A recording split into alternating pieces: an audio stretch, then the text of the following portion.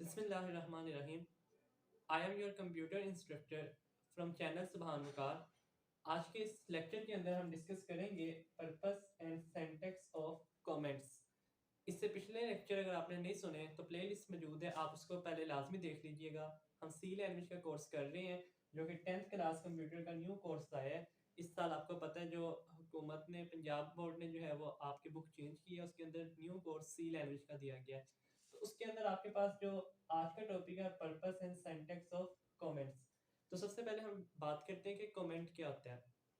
देखें, कमेंट का जो पर्पस है उससे पहले ये बात करते हैं कि कमेंट एक ऐसी स्टेटमेंट है जिसको कंपाइलर इग्नोर कर देता है एग्जीक्यूशन के दौरान।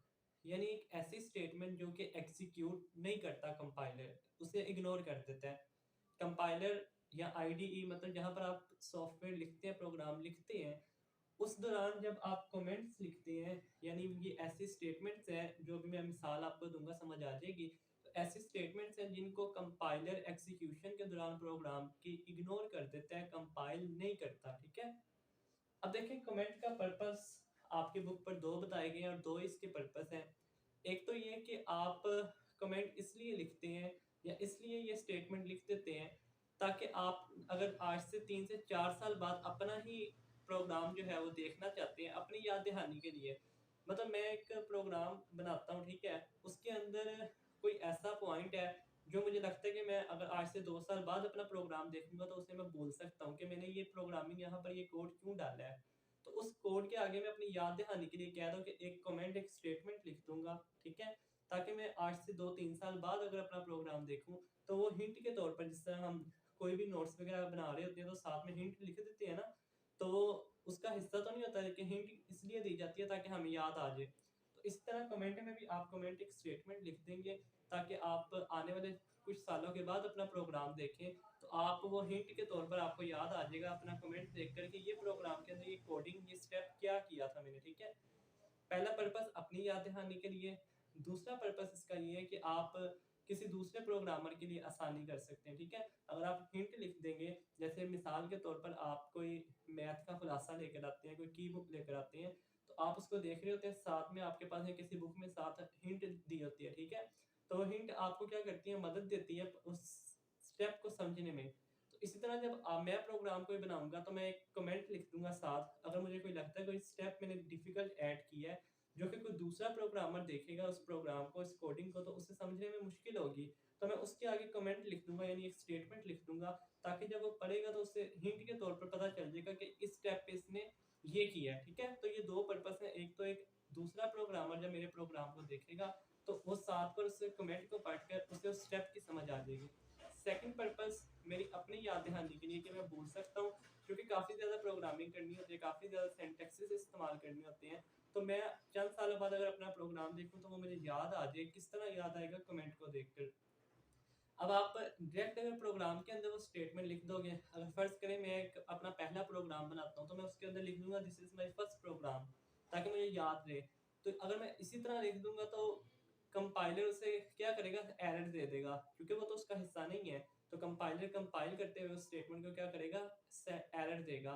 तो इस कमेंट को लिखने का एक सेंटेक्स होता है, यानी जब आप प्रोग्राम लिख रहे हैं तो उसके अंदर आप कमेंट यानी सीधी स्टेटमेंट नहीं लिख सकते, तो वो तो फिर प्रोग्रामिंग के अंदर सिंटैक्स एरर आ जाएगा। तो उसके लिए एक सिंटैक्स होता है। सिंटैक्स क्या होता है, एक रूल होता है, ग्रामेटिकल रूल होता है। जिस तरह आप कोई भी लैंग्वेज पढ़ते हैं, इंग्लिश लैंग्वेज पढ़ते हैं तो उसकी ग्रामर होती है, कुछ रूल्स होते हैं। इसी तरह कंप्यूटर के अंदर भी सिंटैक्स होता है, जिसकी तरह क्या करते हैं, कोई भी लैंग्वेज है, सी लैंग्वेज है, आप कोई भी लैंग्वेज पढ़ रहे हैं, उसके कुछ रूल्स होते हैं जिसके तहत प्रोग्राम लिखा जाता है। अब इसका भी रूल है कमेंट का, ठीक है, वो हम देखते हैं। उससे पहले इसकी दो टाइप्स हैं, एक है single line comment.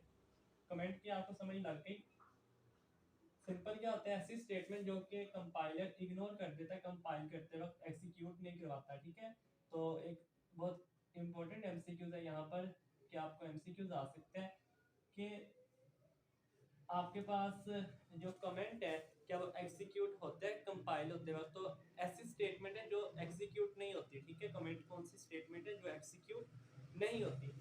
Single line comment आपके पास पहली टाइप है कमेंट की। तो नाम से ही जाहिर है, जब आप एक लाइन के अंदर, एक सिंगल लाइन के अंदर कोई स्टेटमेंट लिखेंगे उसे हम क्या बोलेंगे, सिंगल लाइन कमेंट।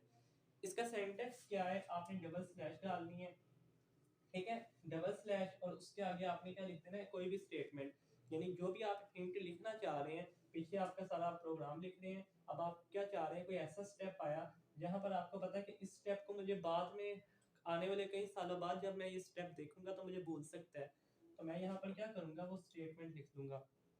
तो फर्ज करें मैं यहाँ लिख देता हूँ this is my first program, तो ये क्या हो गया, कमेंट। अब देखें, इससे पहले जो मैंने सारा प्रोग्राम लिखा होगा, जब मैं ये डबल स्लैश डाल दूंगा और उसके आगे कोई भी स्टेटमेंट लिखूंगा, तो कंपाइलर जब इन डबल स्लैश को देखेगा ये सिंटैक्स का हिस्सा है, कमेंट के, तो उसे पता चल जाएगा ये कमेंट है और इसको मैंने एग्जीक्यूट नहीं करवाना, यानी प्रोग्राम के अंदर इसको मैंने एग्जीक्यूट नहीं करवाना, ये कमेंट है, तो इसको वो इग्नोर कर देगा। ठीक है, वो प्रोग्राम के अंदर कंपाइल करते हुए उसको एग्जीक्यूट नहीं करवाएगा, तो उसके लिए जरूरी है कि डबल स्लैश डाली जाए। अगर आप सीधा ये लिख देंगे तो एरर आ जाएगा। उसके बाद आते हैं मल्टी लाइन कमेंट। अब मल्टी लाइन कमेंट क्या है, आपके पास ऐसी स्टेटमेंट, जब आपने ये था ना कि आपने एक स्टेटमेंट लिखनी थी एक लाइन के अंदर, तो आप सिंपल क्या करेंगे, डबल स्लैश डालेंगे और स्टेटमेंट लिख देंगे। जब आपने मल्टी लाइन लिखनी है, यानी आपने एक से ज्यादा लाइंस लिखनी है, कमेंट जो है वो एक से ज्यादा स्टेटमेंट्स आपने लिखनी है, तो आप उसके लिए मल्टी लाइन कमेंट यूज करते हैं। उसका सिंटैक्स क्या होता है, आप सिंगल स्लैश डालकर स्टैटिक का साइन डालते हैं। ठीक है, उसके बाद यहाँ पर आप मल्टी लाइंस, जितनी भी आपने लाइंस लिखनी है आप वो लिखेंगे। और इसके अंदर एमसीक्यूज भी, और आपकी बुक पे भी लिखा हुआ है कि जो मल्टी लाइन कमेंट होता है बच्चों, वो क्या होता है, उसका स्टार्टिंग और एंडिंग पॉइंट होता है। ये आपने स्टार्ट किया, अब जहां पर आपने एंड करना है वो भी बताना है, कैसे पता चलेगा। ठीक है, ये स्टैटिक स्लैश स्टार्ट, एंड के तौर पर जब आपने एंड करना है स्टैटिक स्लैश, इससे पता चलेगा ये मल्टी लाइन कमेंट यहाँ पर स्टार्ट हो रहा है, इससे पता चलेगा प्रोग्रामर को, उस कंपाइलर को, कि यहाँ पर मल्टी लाइन कमेंट जो है वो क्लोज हो रहा है। ठीक है, तो जब आपने multi lines comments, multi statements लिखनी है, तो आप क्या करेंगे, मल्टी लाइन कमेंट यूज करेंगे। तो उसके अंदर आप सिंपल स्लैश स्टैटिक, फिर एंडिंग के लिए भी ये डालेंगे। ठीक है, सेम इसी तरह सेंटेंस, और यहाँ पर आपकी जो स्टेटमेंट्स होगी, जो आप कमेंट लिखना चाहते हैं आप वो लिख सकते हैं। तो उम्मीद करता हूँ आपको लेक्चर पसंद आया होगा। आगे जब जाकर हम सेंटेक्सेस जब प्रोग्राम करेंगे, तो उसके अंदर मैं आपको कमेंट भी ऐड करके सिखाऊंगा ताकि आपको समझ लगे। तो इस लेक्चर के अंदर आपको अगर कोई छोटा सा लेक्चर था, कुछ चीज़ समझ नहीं आई, तो आप कमेंट सेक्शन में पूछ सकते हैं। अगले लेक्चर तक के लिए इजाज़त दीजिए, तब तक के लिए अल्लाह हाफिज़, थैंक यू।